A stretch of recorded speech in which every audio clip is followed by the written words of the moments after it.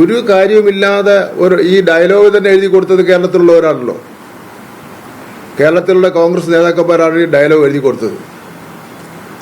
അതിൽ KC വേണുഗോപാലിന് പങ്കുണ്ട്. കാരണമുള്ളത്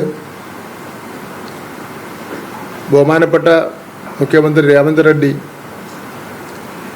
അദ്ദേഹം ഒരു സംസ്ഥാനത്തിൻ്റെ മുഖ്യമന്ത്രിയാണ്. അദ്ദേഹം വന്ന് യഥാർത്ഥത്തിൽ രാഷ്ട്രീയ കാര്യങ്ങളാണ് ചർച്ച ചെയ്യേണ്ടിയിരുന്നത്.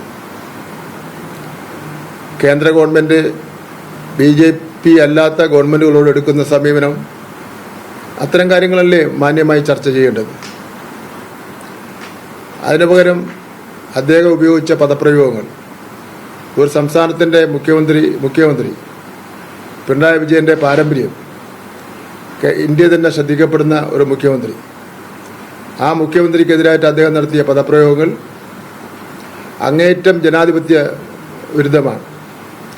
ആ പദപ്രയോഗങ്ങൾ പിൻവലിക്കുമെന്ന് പ്രതീക്ഷിച്ചുകൊണ്ട് മറുപടി പറയാതെ ഒരാഴ്ചക്കാലം നമ്മുടെ കേരളത്തിലെ മുഖ്യമന്ത്രി മൗനം പാലിച്ചു.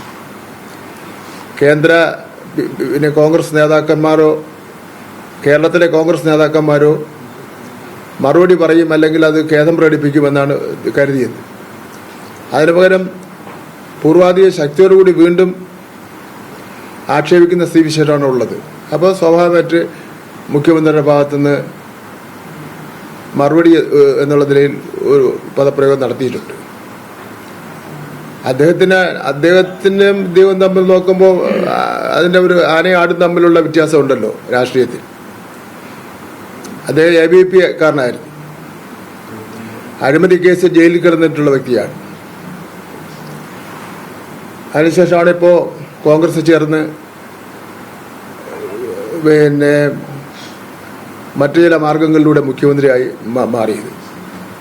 ഇപ്പം ഞാൻ പറഞ്ഞു വന്നത്, അത്തരം കാര്യങ്ങൾ അല്ലെങ്കിൽ ഇങ്ങനെ ഒരു പദപ്രയോഗം നടത്തേണ്ട ഒരു കാര്യമില്ലല്ലോ.